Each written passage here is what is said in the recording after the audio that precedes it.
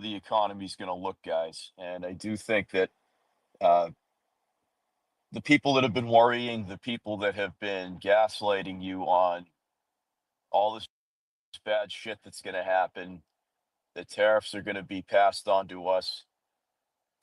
You're going to have to dig this up. It was from maybe Monday or Tuesday, but on my page, friends, uh, I was working up in Maine and I stopped at a grocery store there.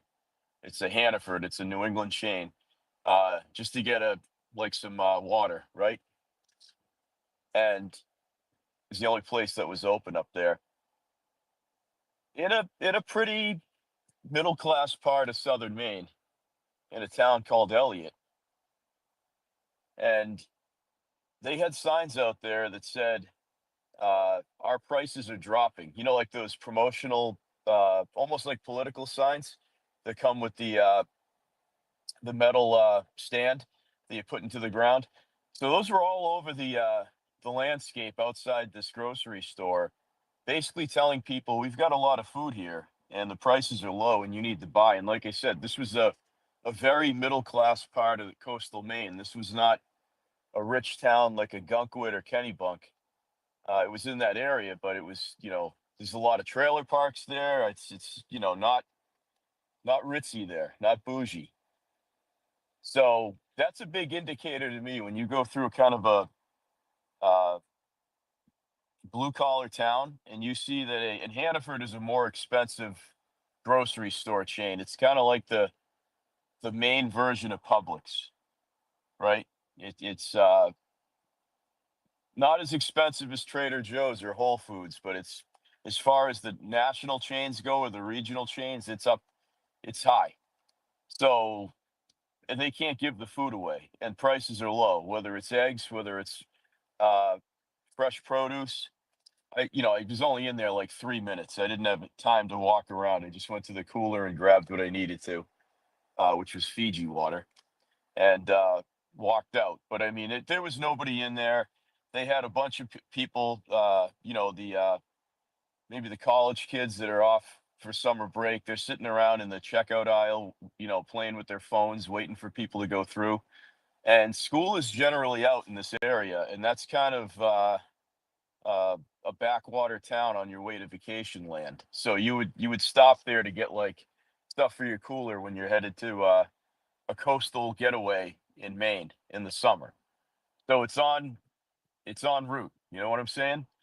And lots of food there. Prices were low. Again, in a very, very maybe even lower middle class town, Elliott, Maine. So that's an indicator of what's going on. You see up above Lutnick, the Commerce Secretary, fresh off of his trip from London. We'll get into that. That's what I really want to get into, the China deal. A lot of people are like, well, nothing really changed. Oh, but it did. Let me explain to you what changed exactly. The devil's in the details with these trade negotiations, guys. You can't, and I understand you're not interested. You only have a certain level of interest in it. But when people are saying we got nothing out of it, that's just crazy. We got China to commit to something, which they never do.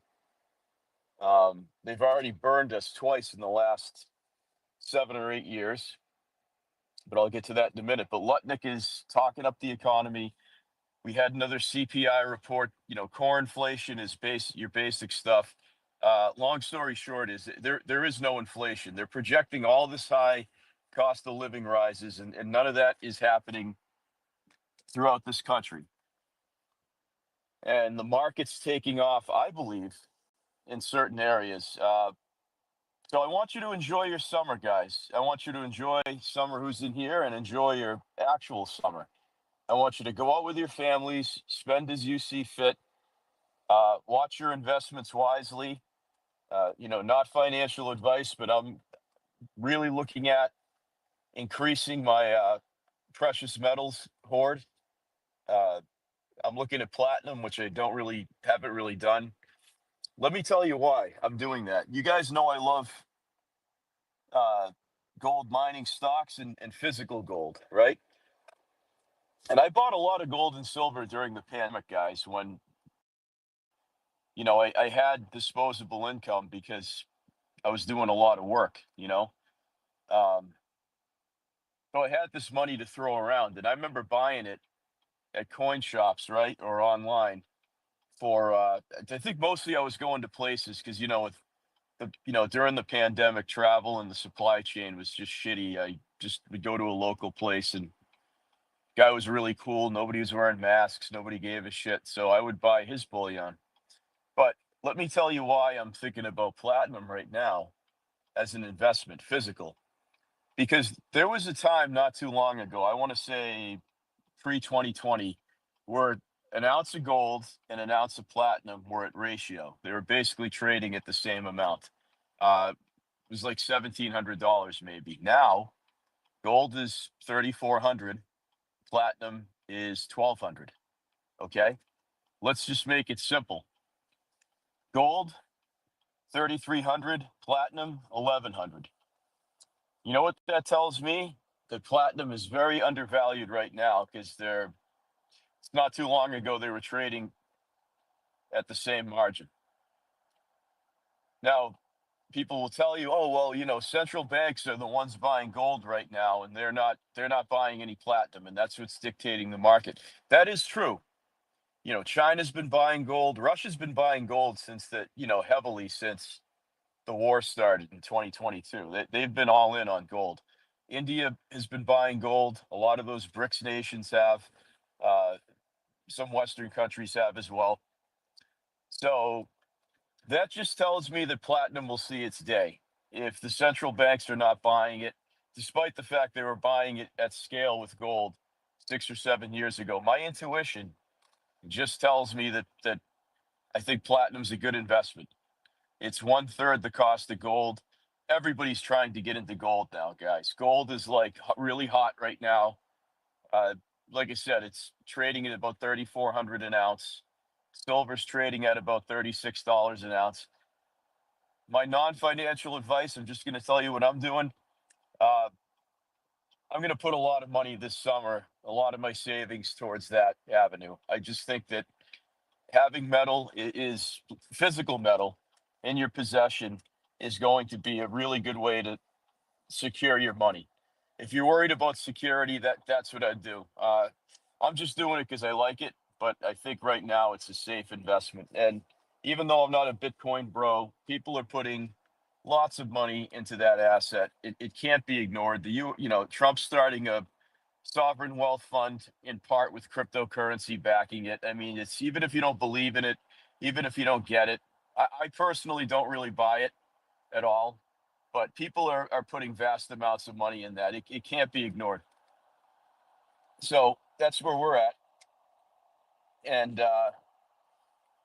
that's the deal on precious metals. Now, Besant came back from London yesterday and he spoke in front of Congress. By the way, if you have not seen that yet, if that doesn't seal the deal on how financially and economically illiterate the Democrats in Congress are, well, you're going to find out in short order by watching those videos. If you go to Rapid Response, which is where I'm posting from in the nest there, they've got all those videos. They're asking them the stupid guys.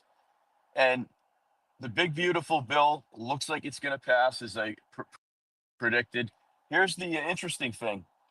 The first go through, the first go around, I think they're going to pass the House version of the bill, which has a lot of spending in it. Admittedly, a lot of spending. I don't think that the Senate's going to modify this bill, possibly with the salt tax, but I think everything else is going to stay. Uh, I've been tracking this every day, as you know, and I know some of you, I've seen you've been reposting it.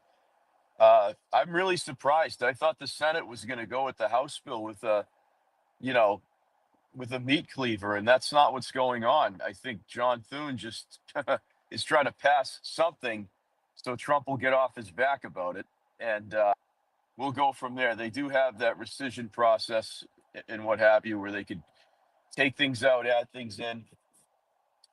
But largely speaking, the House version of the bill is going to pass, in my opinion. Uh, that salt tax thing, you guys know my opinion on it. I really don't give a shit if blue state Republicans don't get to deduct 30 grand on their property tax. I mean, Think about the house you're living in if your property taxes are between 30 and 40,000 a year. I mean, that's a mansion, guys. That's talking about the Hamptons, you're talking about Nantucket, you're talking about Bel Air, California, uh, etc. Malibu, California. I mean, I don't really give a shit about those areas. I really don't. That's 1%erville. Uh, People who own those houses don't need a $30,000 deduction on their taxes. They really don't. Um, I'm always on the fence about taxing the 1% because the argument has always been, oh well, they're the job creators. No, no, not really. 1% of that 1% are the CEOs and entrepreneurs. You know who's going to get hit by that tax? People like Jay Z, Madonna. I'm just throwing out names that would live in these areas. Howard Stern, who lives in the Hamptons, probably in a 10-15 million dollar estate, more, double that. Mariah Carey. So I don't really give a shit if we raise taxes on the 1% because they can afford it, and that's real money there to stimulate the economy. But you got to remember they're being taxed on their income, of course, and their property. And nobody needs a $15 million house, guys. I'm sorry. This is, it's ridiculous. Nobody needs a 15-30 million dollar house in Malibu or the Hamptons. They just don't. What are we doing here? Continuing. Let me get something else up in the nest for you. Uh, 1 second, just bear with me here. So there's the Steve Moran was on Fox Business yesterday. He's another member of Trump's economic team. Take a look at that, bookmark it for later. That was such a good report that came out, friends, on Tuesday. Such a good report for the economy. So you got to think of these CPI reports as like a checkup at the doctors, and the health of the U.S. economy, guys, is in a really good spot right now. That deal with China, let me get to that because people are saying there's nothing there, and okay, so the agreed upon tariff total is 55%. Uh, what does that include? It's a 10% baseline tax on all goods and services coming out of China to the United States. So all Chinese exports, whether it's technology, whether it's textiles, whether it's chips, okay, all the cheap stuff you buy at Amazon, 10%. Okay, so where's the other 45 come from? 25% for fentanyl. So just guys, think about that.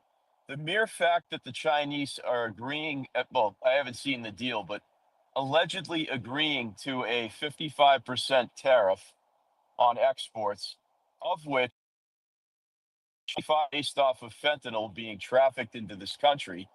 That's a huge admittance by the China CCP that fentanyl is flowing from their country into the United States. And nobody has seemed to pick up on that as being significant. The Chinese are all about posturing, guys. It's not so much that they care about the percentage of the tariff. They care about the language. They want to win the optics war. They want to be able to go tell Saudi Arabia and their other trading partners and things like that oh look, we got the Yankees in the USA. They're we got one over them. Our baseline tariff is only 10%. Let me give you some contrast, guys. The average tariff on Chinese exports to the U.S. in 2024 was 19%. That was the average. Okay, so now you know why they had a $240 billion surplus with the United States year over year for a long time. We weren't tariffing them enough. You have to remember something. It's not about getting close to 100% in tariff and duties fees. It's the mere fact, guys, that 55% is basically 3 times what we were collecting from them before, whether it was under Biden, whether it was even under Trump 1.0, Obama, Bush, etc. And I forget what the last thing is. So we're at 35%, 25% fentanyl fee tariff, 10% base allowances. I'll have to look it up. So we got a 55% tariff with China. Now, that was agreed upon in Geneva, Switzerland initially, about 6 weeks ago. Now, here's the other thing. People are all upset about the Chinese students, okay? Recognize I will acknowledge the Chinese have infiltrated the country via universities and colleges, okay? I'm not going to sit here and insult your intelligence and tell you that's not happening, all right?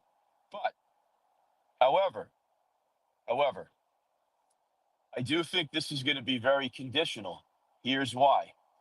When Chinese students come here, guys, they're going to prestigious universities. They are not going to, here's Indiana State University, or they are not going to Marshall. Okay, they're not going to James Madison. They're not going to Liberty University, which I think is a traditionally all black college. I don't know if it still is. They're coming here to go to Harvard. They're coming here to go to Stanford. They're coming here to go to Yale, Columbia, MIT. Take your pick. All the Ivy Leagues, all the prestigious institutions in this country. Now, what do all those left wing universities have in common? They have large endowments. Okay. Harvard, I know off the top of my head, they're sitting on like a $40 billion war chest that they're not getting taxed on right now. That could change. Plus all the that's just donations, guys. That's their seed money that they don't even use. Plus their federal grants that, Trump could stop at any time. So, by the way, Marco Rubio has been really big into revoking student visas, right? Just because there's a grad student from the Middle East or China in this country does not mean they're entitled to be here indefinitely for the duration of that student visa or otherwise. I think there's going to be a huge microscope up the ass of places like Harvard going forward. And this is one tool in Trump's toolkit where if he sees that if the FBI is catching Chinese students that are here on a student visa engaged in espionage or criminal activity, he can charge them and deport them and punish said institution, like Harvard, like MIT, like Columbia. So don't get really, really hot and bothered, guys, about it yet, because there was no enforcement of these Chinese students at all, like ever. Okay. Now, there will be.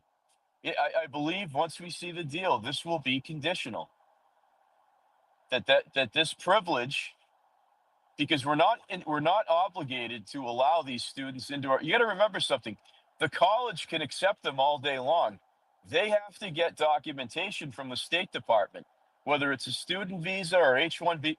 They're not there's no guarantee just because just because Fang Fang gets accepted to Harvard. There's no guarantee that the State Department is going to credential them to be visiting students in this country. Okay, there's pillar number one. Here's pillar number two. The Trump Gold Card is rolled out yesterday. Don't laugh at it. They're 5 million apiece. They've already sold a few thousand, is my understanding. And all that money is going to pay down the deficit. That's the goal of the Trump Gold Card. Now, for those of you worried about the H-1B visa and you're tired of Indian and Chinese programmers taking jobs from Americans, which I've had personal disagreements with, I do think Americans should get first crack at the tech world, but I don't think right now why do you think Linda McMahon is trying to get rid of the Department of Education? We're behind these countries, guys. We're like number 20. We're behind New Zealand in some things. So I'm not really seeing this surplus of blonde hair, blue eyed white people, American born kids that are software engineers that aren't getting jobs in Silicon Valley. I don't think, I do agree there's a handful of them. I don't think that there's tens of thousands of them getting elbowed out by Indians. There might be hundreds of them getting elbowed out, but there's not thousands, because our education standing does not dictate we're cranking out people that, I'm not proud in saying this. We're not cranking out people that Elon Musk is going to hire at SpaceX. Not right now. That could change in 4 or 8 years. Okay. We have an IQ deficit in the United States, and that needs to be fixed immediately. So this gold card, guys, could phase out the H-1B visa, because what I think ultimately is going to happen is guys like Tim Cook at Apple, right? Uh, Bill Ackman at Citadel. I think it's Citadel is his company.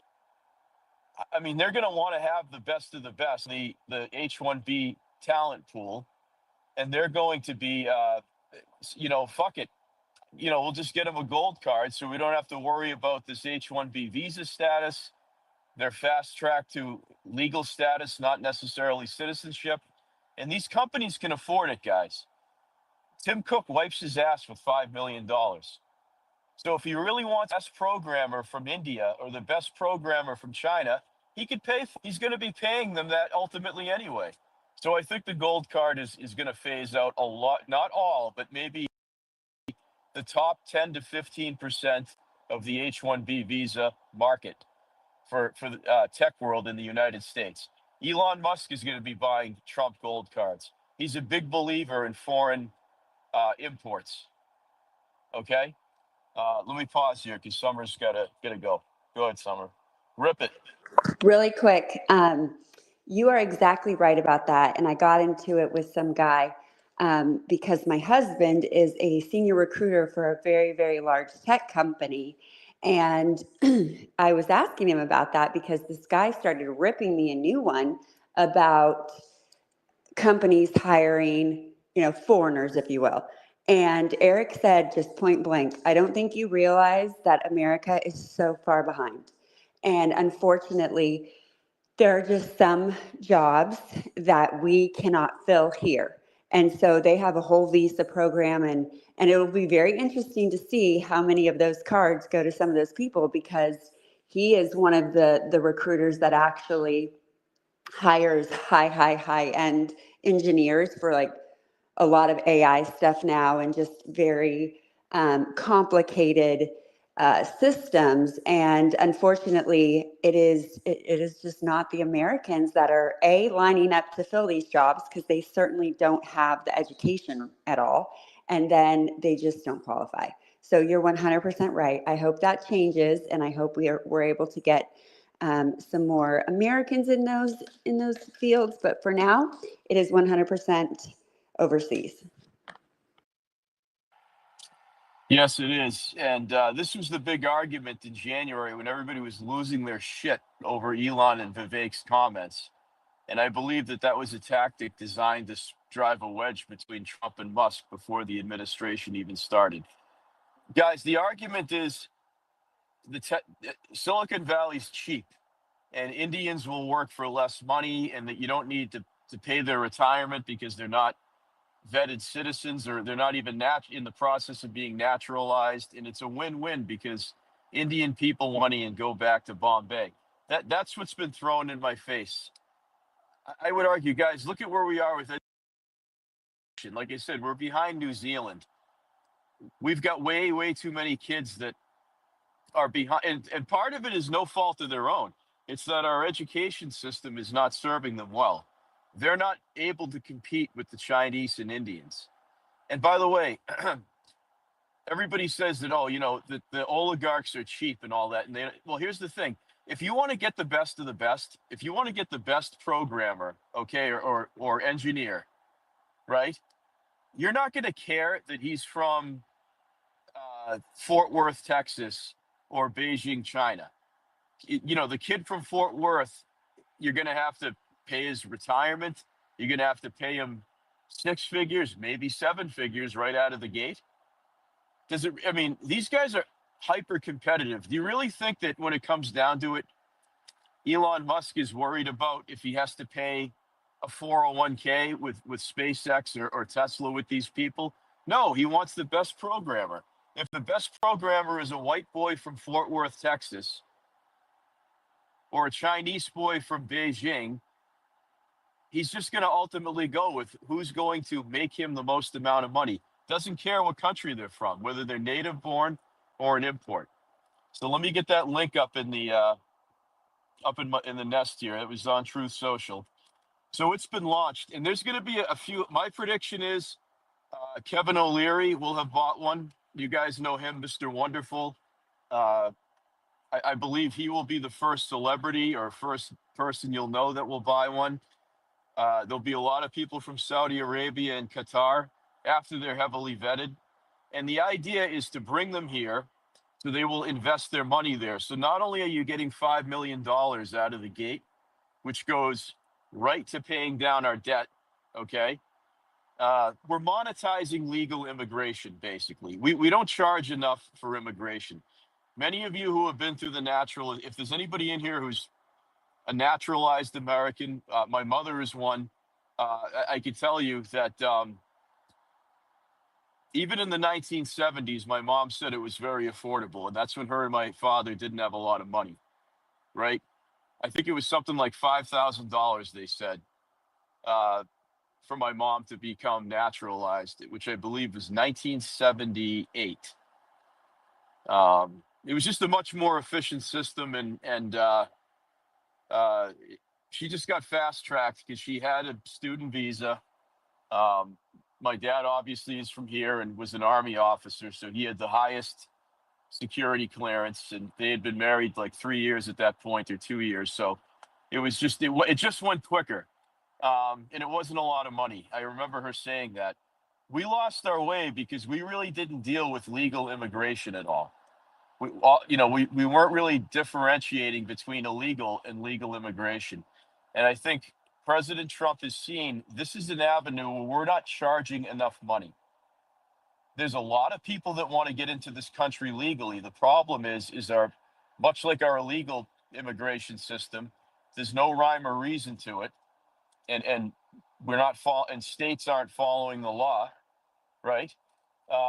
Same deal with legal immigration. Do you know that I was doing work for a realtor at one point, a broker, and this was during I don't know, like 2015, 2016. I would do like work in his realty office. It was a really bougie place, and he would just always be on the phone with people from overseas. And one time I asked him, I said, "Are you selling houses to people from like Europe?" He goes, "No." He goes, "I am trying to get a couple of sex sells." Yeah, I'm just going to give you some inside baseball here with real estate. He had something like a dozen Swedish college age chicks that were trying to get into the country. They had a real estate license in Stockholm, Sweden. They were trying to come to the U.S.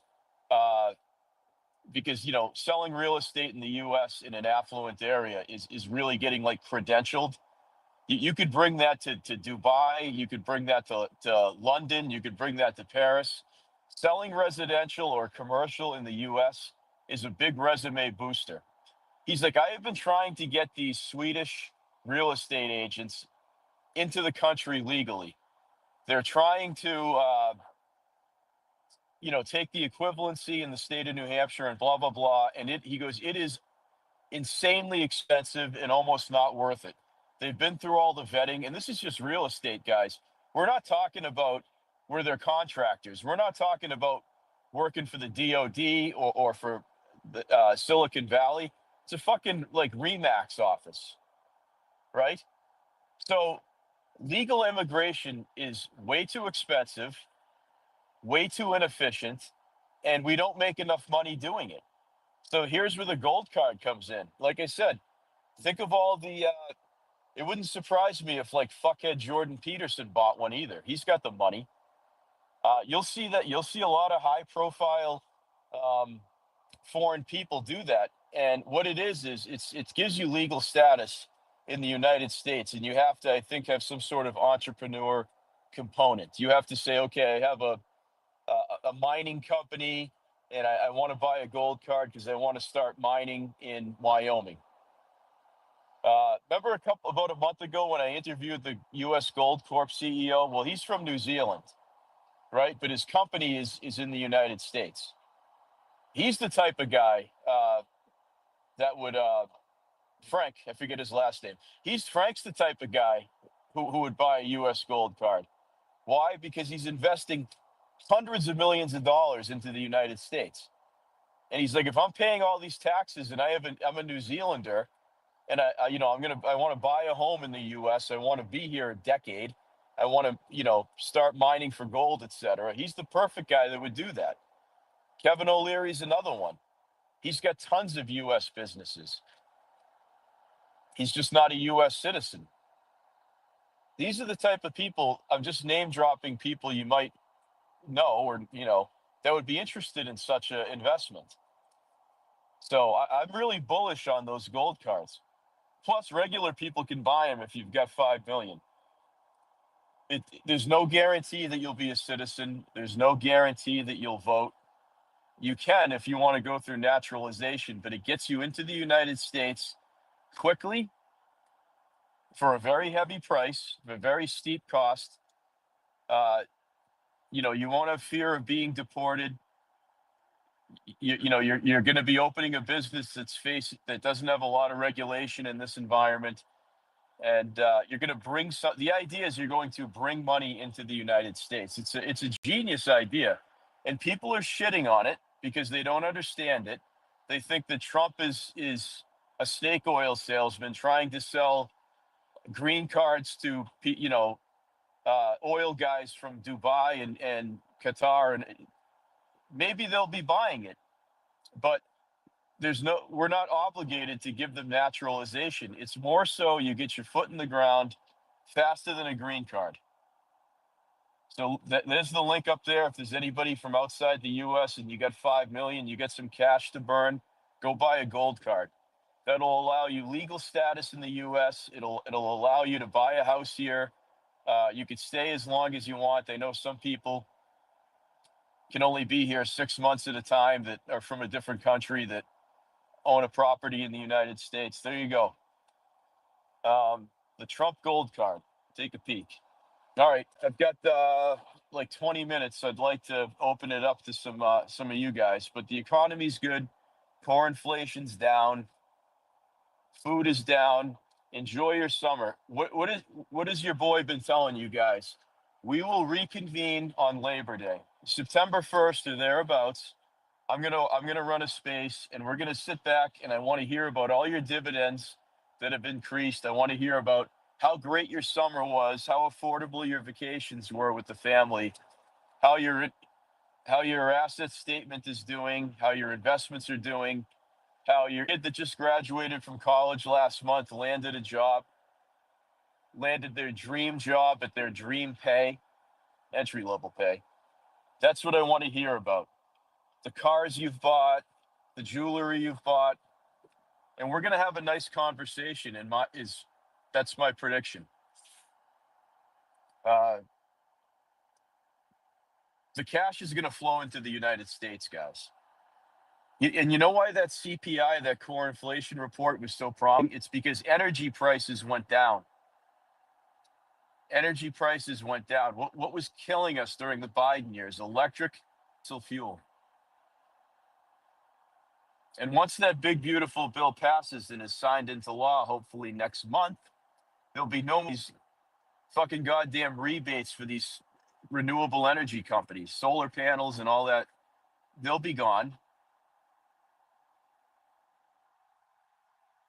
So energy's good. I mean, what's gas? It's $2.77 a gallon in my area right now, guys.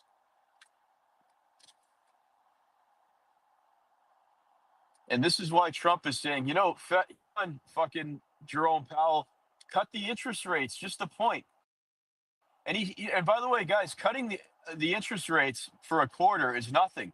He can always raise them in September when we go into Q4. This is the time to cut interest rates, guys, when the economy is taking off. You're already seeing reports of the surplus. The one market that's not taking off is the housing market, where there's a lot of inventory and not a lot of buyers right now. A lot of people are selling and not a lot of people are buying. And yes, it's Florida, that's a huge one, but they're kind of their own niche market. The rest of the country, same deal though. We got to catch up to that. Now, me as a landlord, you would think I would love that, and I do. The fact that homes, interest rates on mortgages are sky high because that's good for me. I get people to rent who want to buy a house but can't get their foot in the door. But I'm not worried about that. I'll get mine. I'm not that greedy. But there's too many people selling houses right now. And by the way, they're selling them at outrageous amounts. People are overvaluing their assets right now in housing. That's, uh, I don't know who put this idea in their head. Maybe a realtor, maybe because, to me, housing is generally overvalued and it has been for 5 years at least. Yes, the pandemic was part of it, but um, here's the biggest issue with housing: you have too much uh, out of state movement into other states. You don't have somebody going from, you don't have somebody going into not a lateral move, but you don't have a lot of people upgrading. You don't have somebody from a small town. I'm trying to give you a state, like what's a real redneck town in Florida? Uh, you don't have somebody from like Destin, Florida, which is in the Panhandle. Okay, with, by the way, probably the shittiest airport I've ever been in my life. You don't have a lot of people from Destin, Florida, moving down to Sarasota in Longboat Key. All right. You have a lot of people from New Jersey moving to Longboat Key, Florida. See, that's the problem. We don't have interstate movement. Whenever people talk about moving, all they talk about is going to another fucking state. They never talk about, I'm in a shitty townhouse right now in a shitty area, and I want to move uptown.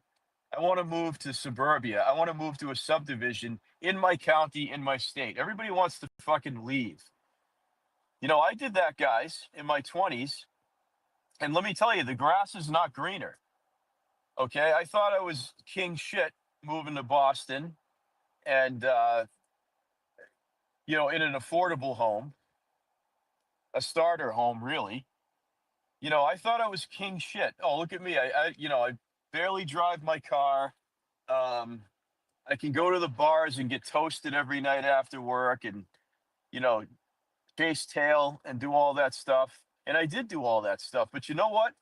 Uh, it's no place to raise a family. I can tell you that.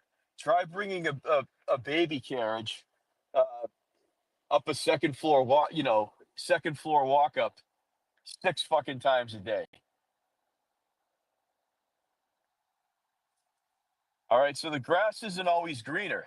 And finally, around 2014, I said, listen, I'm moving back home. This is crazy. And that's what I did. So, and since I've been there, I'm now in the best neighborhood in the state, not in the best house, but back in my hometown in the best neighborhood in the state, in my opinion. Many people who live up in the White Mountains would disagree with me. But yeah, there you go. So people don't keep the money in their state. They always want to take their money and go somewhere else. I've never understood that. Home is where the heart is, isn't it? But I understand if you come from a fucked up state, that might not be the case. Like, if you're from the Bronx, I highly doubt, and you get a chance to move to, you know, Jersey, you're going to want to get out of the city. I understand that. But uh, you guys, so any of you guys want to add to this? I've got some time here. I think it would be appropriate for you guys to talk because I've been talking too much. So let's do this, huh? Let's do it. What are your thoughts on the economy? What are your thoughts on uh, what aspect of the economy have you noticed? I want you guys all to take a big sigh of relief and recognize that everything they were telling you was wrong. Okay? The tariffs aren't killing us.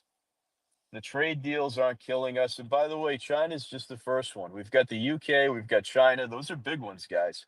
there'll be others coming down the pike, and as early as next week. Once these trade deals start rolling in and the tariff revenue starts pouring in, and it's in the billions of dollars a month, guys, we're going to be a very wealthy country, and very quickly too. Go ahead, Summer. Well, to what you were just saying, that's exactly what we did. We sold our house in the burbs and moved out to the country, and definitely have already made quite an investment, and it was worth it. We didn't leave the state. We left an area that we had originally moved to because of the schools, because of, it was supposed to be country living in the city, which it quickly became a completely different area, like overnight. Like, it's insane. I hate even driving there now. I feel like I'm in little LA. But that's what we did. And if we ever do move, unfortunately, it will be back home, quote unquote, which, as you were just saying, which is LA, or California. My husband's from Manhattan Beach, which I don't really consider LA. But it would only be because our older twin daughters are there. Both of our families are there. And I'm sure one of our other daughters will go to school there. So, but that's what we did last year. It was the best thing we ever did. And so we wanted to get out, but we love our state of Texas. So we just moved to a very red, Trump-loving, gun-toting city. Little city, I guess, but it was great. Yeah, I love it. I love, Summer, that you stayed in the state. In the state. Every time I talk to people, they just want to leave where they're at. It's so that's good. We want to keep the money in the state, guys. Uh, there's a reason why I don't invest in property down south, and because I can't foresee myself living there year round. Uh, I've talked. I still think Raleigh is in the cards for me, but as an income property. Um, but that's my mindset. Florida's overpriced. I think North Carolina is. See, people from North Carolina think Raleigh Durham is overpriced.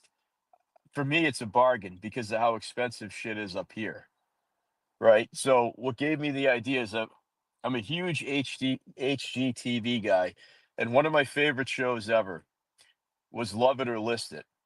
And they did like 3 seasons in the Raleigh area because it's so residential and the inventory is so new. And $600,000 down there buys you what 1.5 million would in New England. And Raleigh's, even though it's the capital, it's a fairly easy city to get in and out of, and not a huge airport for a capital city.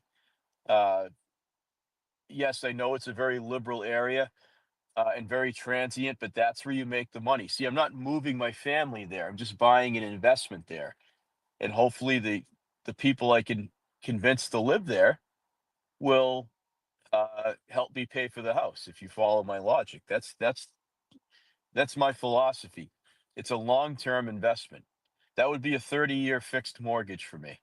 So I need people in there year after year for decades to effectively pay part of the mortgage, pay part of the property tax. Hence why they call it mailbox income. Okay? Because they could probably get $3,000 a month rent for a house down there. Something to think about. Threat, how are you? Doing well. Good morning, everyone. Um, yeah, I haven't, certainly in the industry I work in, I haven't noticed, an improvement. But mind you, I work for a company that's a supplier to freight railroads, and freight railroads in this country, not including the big giant class one railroads, but the hundreds of short line and regional railroads are so heavily dependent on government grants and subsidies. Uh, they haven't seen, we really haven't seen a huge impact. But I mean, just cost of living has been very noticeably reduced here in the south, in the Tucson area. Um, I was paying, 11, $12 for, a dozen organic cage-free eggs. Now those eggs are down to like $7, $8. And gasoline, we were paying up $3.45 before Biden left office. That's down now. I just paid $2.65 yesterday. And this area has such a huge growth rate of people who move here because of retirement, and people who move here to work in the defense industry. There's a lot of there's big Raytheon and a few other defense contractors here. There's a shit ton of residential construction, and so what I'm curious to find out, to see what kind of impact happens here as the administration continues with deportations, because obviously where we're situated, the labor market here, particularly in things like construction and landscaping and those types of industries, is heavily populated with illegal labor. So I'm wondering if some of that's going to kind of grind to a halt or dramatically slow down, just because the construction companies are not able to, find enough workers to complete their projects. And so a friend of mine who is a tile setter has his own contracting business. We've been kind of talking about, maybe this is the time to get into, start to do for me to start a small business and get back into the construction industry I once did many years ago.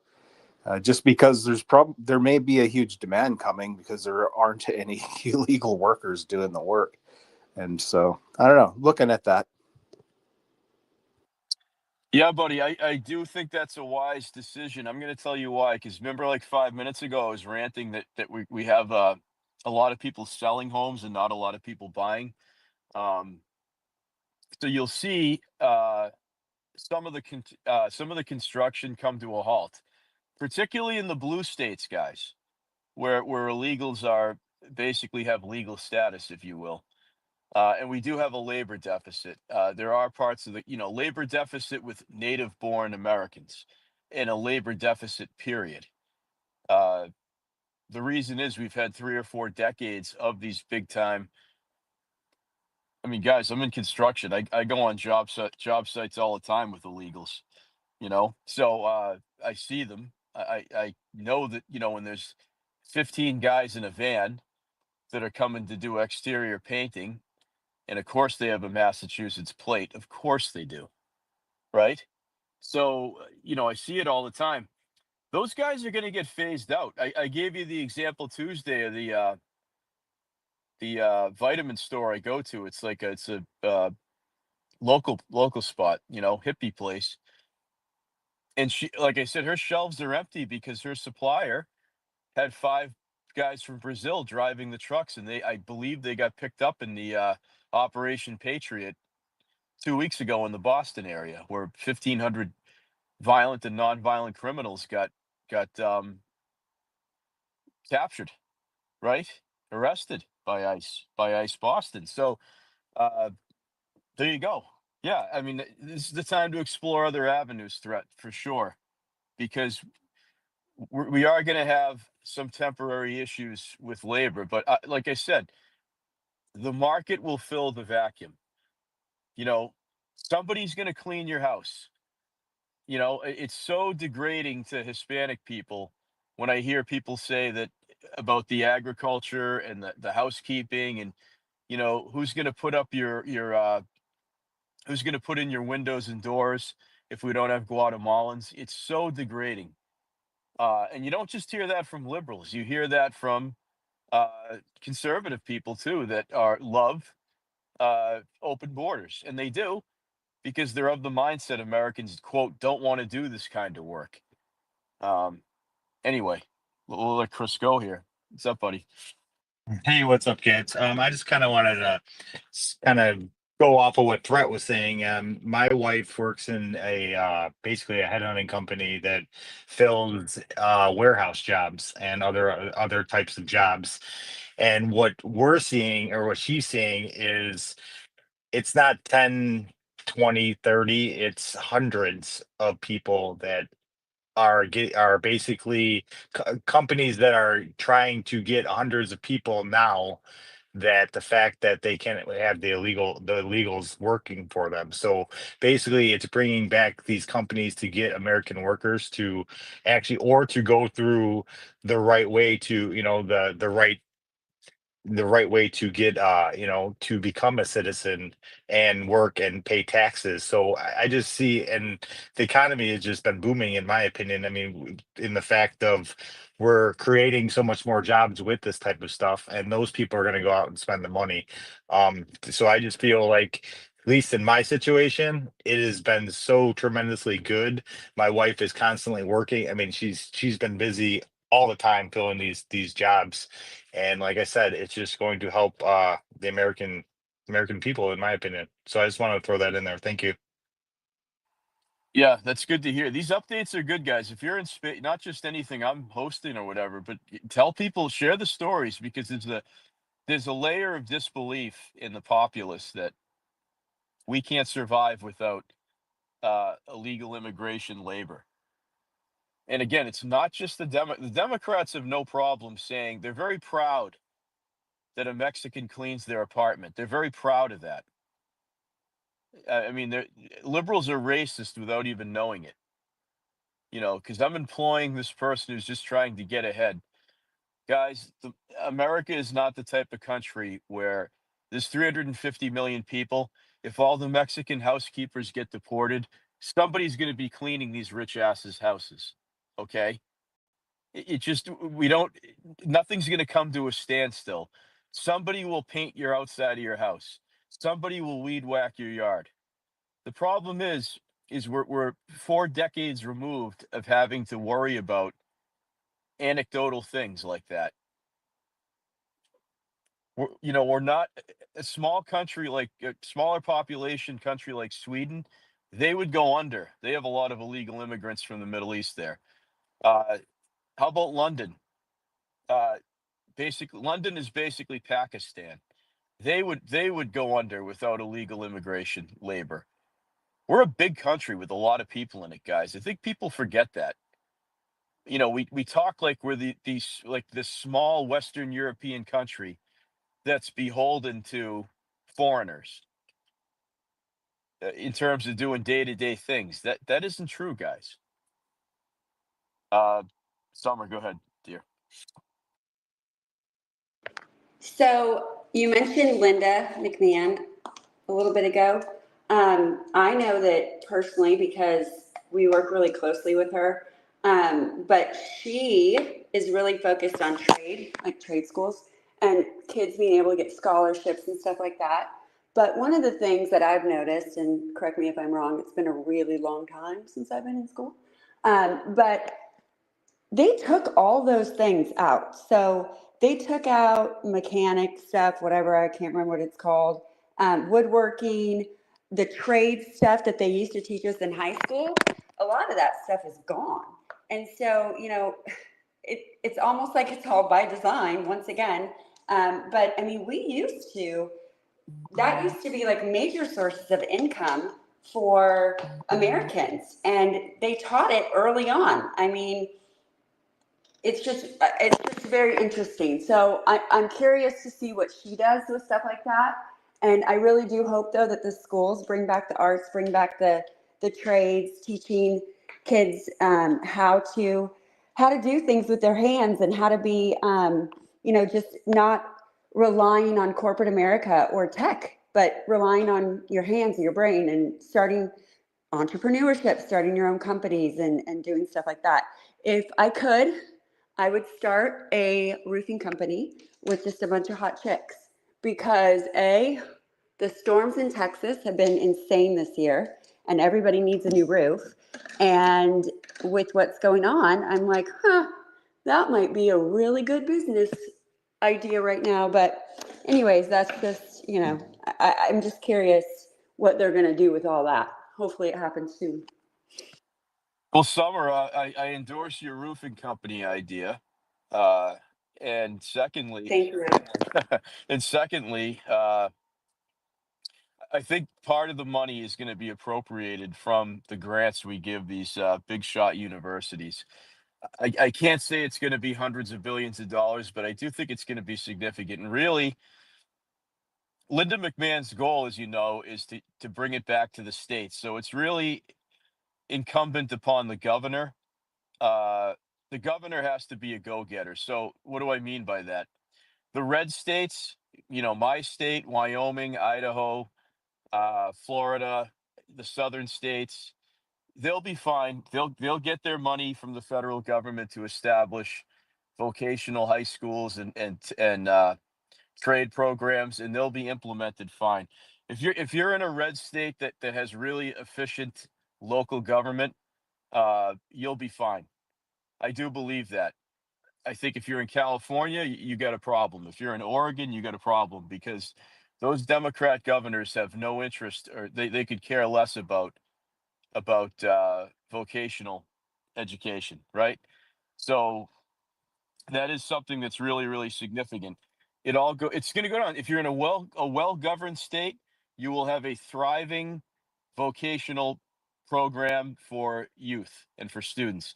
If you're in a blue state, they're going to do a horrendous job executing that plan. But because the Department of Education is going to be abolished eventually, I do believe, just like with property tax, just like with quality of life, people are going to move to states where there's no state income tax, and their high school kid can go to a vocational high school that's run by the state through funding from what was the Department of Education on the federal level. So we never should have federalized education in 1979. That was another retard move by Jimmy Carter. He had a lot of them, but he created the Department of Education uh, just to create another level of bureaucracy, I believe. Yeah, Patrick. Hey, I literally just saw your thing, and I was watching this video, and it kind of ties into what you would. I just the 10 seconds that I've heard here. Guy was trying to make a product here in the U.S., and he was explaining how all the machinists. It's so that you have to have the equipment, right? So that's where Trump's saying people need to invest, manufacturing and bring it back. But then a lot of these guys that are still around are dying. He literally had one guy that was helping him die in the middle of his video about trying to make this product in the U.S. And he said that knowledge is now lost. So they've got to ramp this up and ramp it up quick. But also, then he's selling his product on Amazon, and a couple of weeks later, it's a top seller, and then they start knocking it off. So now he's got to spend money on lawyers to prove to Amazon that his patent has been violated, and it's like spirals. So we've got an uphill battle with a lot of things in machinists and creating products, right? Dyes, stamp dyes, liquid, plastics and other materials. So it's all very, very interesting. But I do know that there are machinists still around here, but that knowledge transfer, we've got to rebuild this. Like, this is going to take time, but it can be done, and you can build a product that will last, right? So I just want to stick that on there. I thought that was an interesting timing. Yeah, and there is going to be a transition period and a learning curve with that. One important thing to note, Patrick, and everybody else, is it wasn't a recent interview, maybe within the last 3 weeks, but Trump was being, might have been with Maria Bartiromo. He was being asked about the critics of his plan of onshoring more manufacturing, and she gave all the cons, and he gave some of the pros. I think people are, and Peter Schiff is the absolute fucking worst on this. Trump has said it many, many times, guys. He's not interested in bringing back like textile, t-shirt manufacturing and sneakers. He's not being as bold as people are predicting. People are misconstruing Trump's economic plan. People are wrongfully saying he wants a complete decoupling from China, and that the United States is going to get into the toy making business and making number two pencils. He never said that. In fact, he said the opposite. I think his goal is, guys, and what's realistic for us is when we onshore manufacturing, It's several industries. It's steel and aluminum. Okay, so it's putting Pittsburgh and Indianapolis back on the map. Okay, it's autos, so putting Detroit back and Tennessee back on the map. Okay, and it's encouraging vocational and trade schools at the high school and post high school level. He never said anything about we're going to be making Air Jordans in the United States again. If we, I don't even know if we ever did. They only came out in 1990. He never said we're making. You guys want to go on Amazon and get your customized T-shirts made by slaves in mainland China? I don't think he has a problem with it, and I sure as hell don't. That's not the. We're not trying to bring back $20 items to the United States to be manufactured here. You know, this isn't the 1920s, guys. He's talking about shit that costs money. Semiconductors, okay? Steel and aluminum. Guys, if we don't produce our steel and aluminum, it's game over, United States. You can talk about fossil fuels all you want. If we're not producing our own metal, and what's something everybody has? A car. What are cars made out of, guys? Metal. Yeah, you never heard the expression when you're financing a vehicle, you're renting tin? Okay, so don't let these libertarians, you know, blow up a space and say, you know, we can't bring back yeah, we can't bring back t-shirt manufacturing and Barbie dolls. I don't think that's what he's looking for. He's never said that. But we do have to, guys, here's one thing here's the reality of the situation. We do have to bring back steel, aluminum, and auto manufacturing. And it's all components, frame to finish. It's not what we're doing now. You know my tired example. Ford and GM. If you're driving a Ford or GM pickup truck like I have a GM, you're basically driving a Frankenstein's monster. You're driving basically a Canadian framed truck with car parts from Mexico stamped in the United States. You're driving basically a North American uh, hybrid.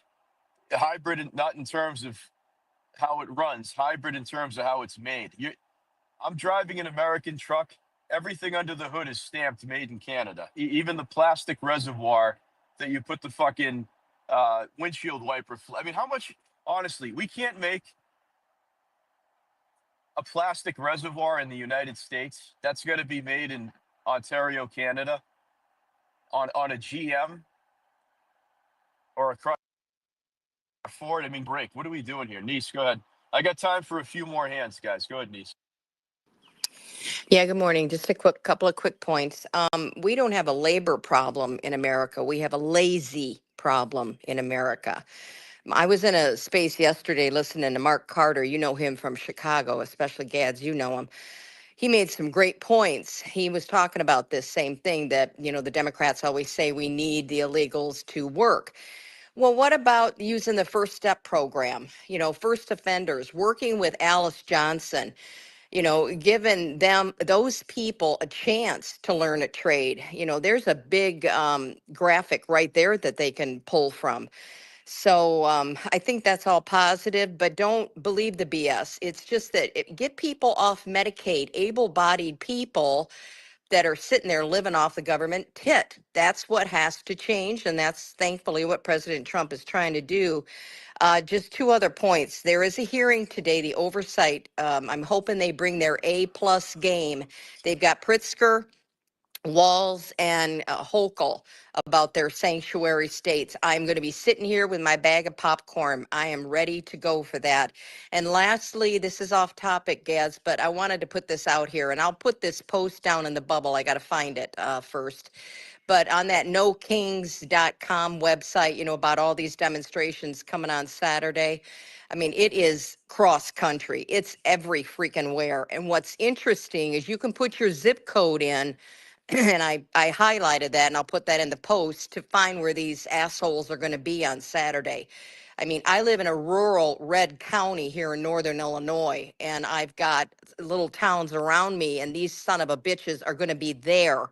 So it might be interesting for you guys to be able to find out where they're going to be on Saturday, because it sounds like hopefully it's just blown up and it's not going to be that much. You know, they're blowing it out of proportion. But I thought it was interesting so everybody can find out where they're going to be acting. Thanks, Gads. Thank you very much. BP, go ahead. Good to see you again, Gads. Been a while, man. Yeah, love what you're saying. And, I wanted a couple of things. I wanted to get your quick take on Thomas Massey. I'm sure you've got a lot of great things to say. Um, he has just been burying himself, man, every freaking day. And I think his latest blunder is this ridiculous, okay, the Doge cuts come out and then he's going to vote no on that. And he's in an R+35 district. I've been holding back a little bit on him over the last couple months, but I'm not holding back anymore. The dude is just destroying his career. And it shouldn't be a career, but anyways, yeah, with the tariff revenue too, they came out with a new forecast for the tariff revenue, something like 2.5 trillion over 10 years. And they're like, oh, look at that. That would actually pay for a lot of the tax cuts, that's in the big, beautiful bill. So anyway, a lot to be excited about, especially with, deporting illegals. And the Democrats just seem to be burying themselves even more just when you thought they couldn't. But, seems like they're burying themselves even more with all these riots happening all over the country now, because it looks like Chicago is happening. It's amazing. Why aren't these riots and protests happening in the red states? It's only these blue states with these deep blue cities where we see all this chaos. But par for the course at this point. Yeah, Massey's a joke, BP. Rand Paul's a bigger joke. He was disinvited to the White House picnic yesterday. And he's got only himself to blame for it because, he's criticizing the military parade because of the cost. We wouldn't have a country if it wasn't for the Continental Army, which was the forerunner of the U.S. Army. 250th anniversary on Saturday. Guys, it's the biggest parade and maybe the most important parade we've had commemorating, our country. And, it just, his timing is not good. His optics are not good. He doesn't understand that the American people are not sitting there fact checking Trump with the Constitution and cost. I think the military deserves its parade on Saturday. Okay. It's also President Trump's birthday, I believe. They deserve their parade. And he's just on the wrong side of history on all these issues. I'll shut up. Go ahead, then, Patrick. You guys got to be quick. Thanks, guys. Yeah, I mean, is he can't cancel his daughter's birthday party because he's down a few bucks. I mean, that's about what he's saying. Some of this stuff you have, like I said, we don't have a country without them. And these guys have just gotten to where they're gone too far. They've had good takes on certain things in the past, and I'm sure will in the future. But on this stuff with fighting Trump on this economy and the bill, they're just on the wrong side of it. And Massey now with his tariff stuff. I mean, he's on the wrong side of Thomas Sowell at this point. If you're a libertarian on the wrong side of economics of Thomas Sowell, you've lost. And because Sowell's come out and reversed his opinion on the tariffs, because he was originally against them, but now he's figured out what Trump was using them for. He's like, no, he's not using them for economy. He's using them as a weapon. And they're effective that way. So, and just lastly, real quick, you were saying about the manufacturing. Yeah. Trump's wanting stuff to come back, like the stuff you said, and pharmaceuticals is huge. That's a big one. And our parts for our electric grid. Those are two of the biggest ones there, along with the stuff you were saying. Exactly. Yeah. Trump is vindicated on the tariffs, and a couple people shot me DMs about, the market's down. What do you have to say about that, big shot? Well, it's the Iran stuff, guys. That it's a 1 or 2 day pause in the economy.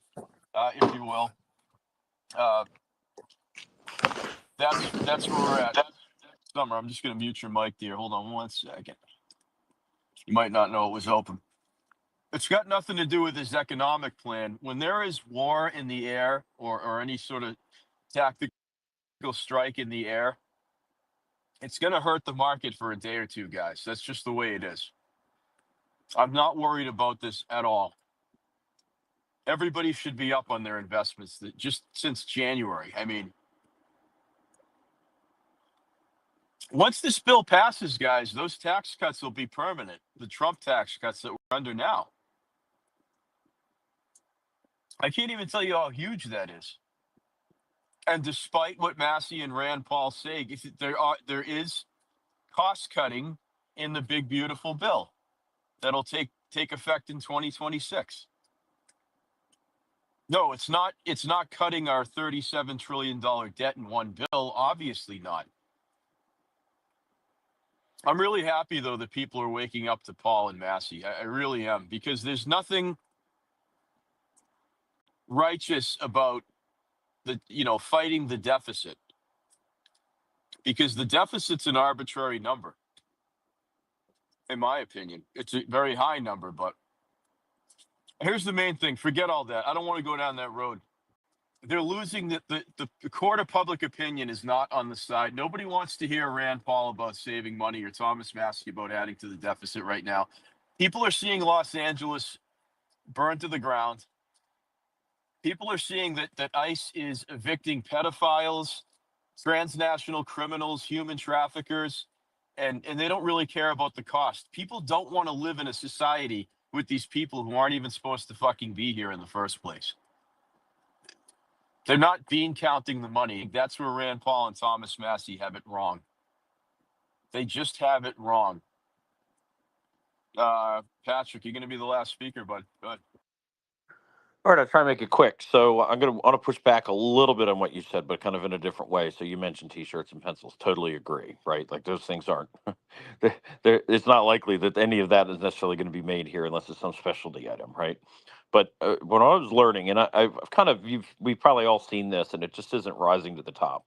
You talk about aluminum and steel and all of those products. All of that has a trickle down effect to other products. So we're manufacturing those automobile engines and all of those, parts to a car, for example.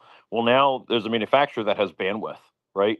And so you can go to them now to get other products, right? Or they can now supply the materials needed for the machinists and for the people that are making other things.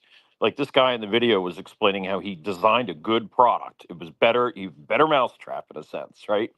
And then he was having trouble sourcing parts. He ordered screen chaining. It was for a grill scraper basically, and this almost like chain link stuff. And he ordered it from India because he couldn't get it here. He was trying his best to get as much as he could here.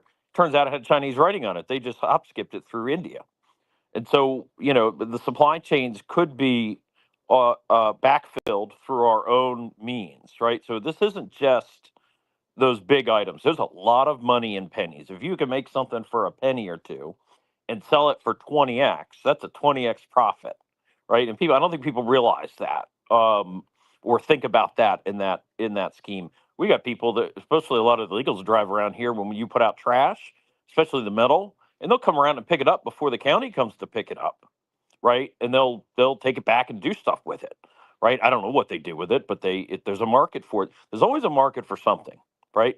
And so, I just say, hey, it's bigger than what everyone thinks, at least in the ways that you've presented it here. There's more downstream from that create velocity, right, in the market and what it's capable of doing once it's established and turning. And where these kids can get better skills is down in that realm of making things here. Is that people think, well, T-shirts and pencils. No, no, no, no, no. There's a whole lot of shit that people need. They need it now.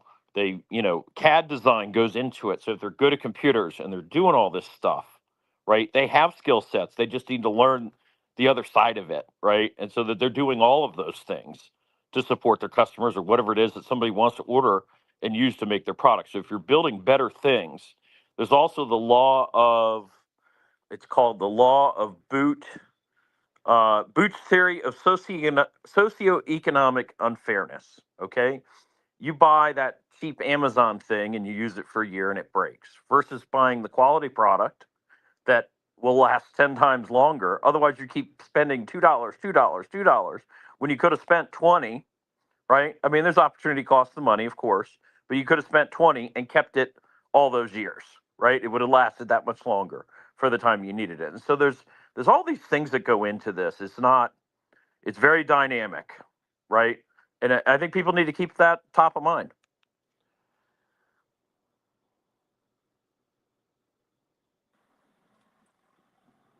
I agree. I agree.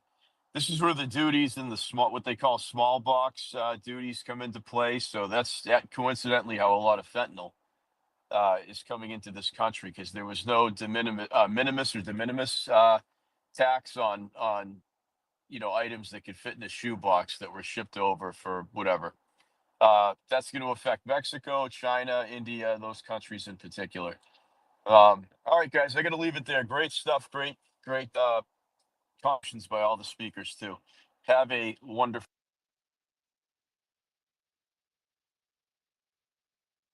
Enjoy your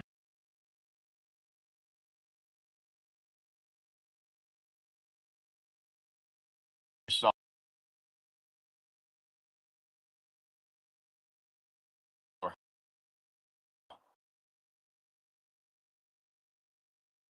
And soon. Take care, guys.